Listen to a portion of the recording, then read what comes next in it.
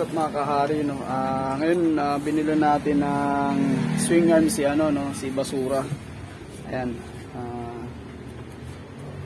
Bakey ang tatak, no? So ayan, silipin natin kung ano itsura.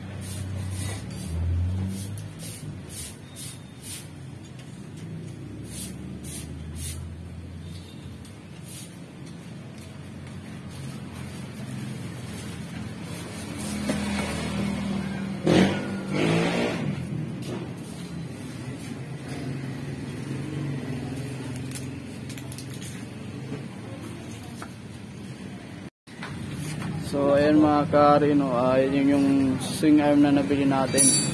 Balik plus 2 yan siya mga kahari.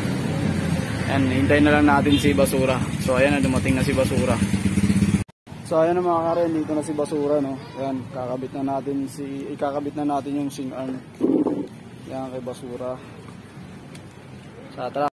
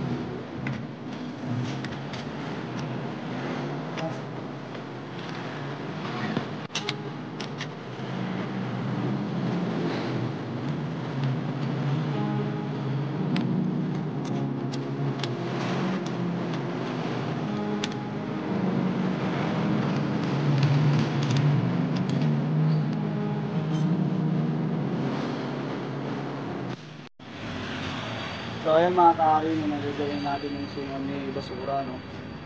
Ayan. Napaka-spoiled. Bagong swing arm plus 2. Sir, iwan ko lang po kay Joshua Cristobal.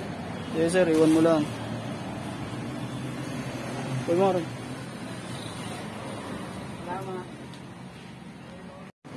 So ngayon mga kahari, magpapalit na rin tayo ng sprocket, no? Kasi yung dating nakakabit sa atin is 45, no? Kasi yung dating yung pa yung sprocket na yan nung naka-enduro pa yung enduro pa si Basura. So ngayon ibabalik natin siya sa 35.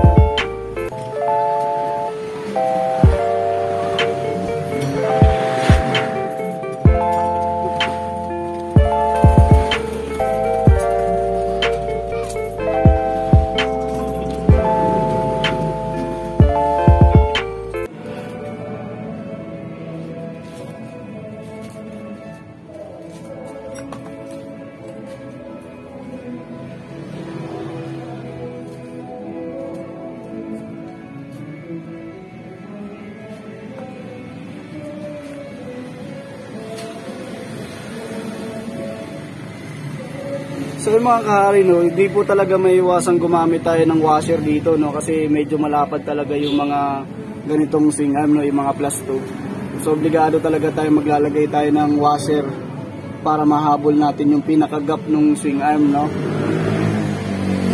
Tapos tsaka hindi na rin tayo pwedeng gumamit ng kung gusto nyong magkabit pa rin ng stock na foot peg, yung stock lang din na rad ang stock na pin pa rin ang gagamitin nyo, no. So ito sa atin kasi wala na tong wala na angkasan sa likod to, kaya yung gamit natin yung na ng pang raider. Pati sa likod, ayan, na rin ng raider yan. Hindi na sa likod talaga hindi na magagamit yung stock.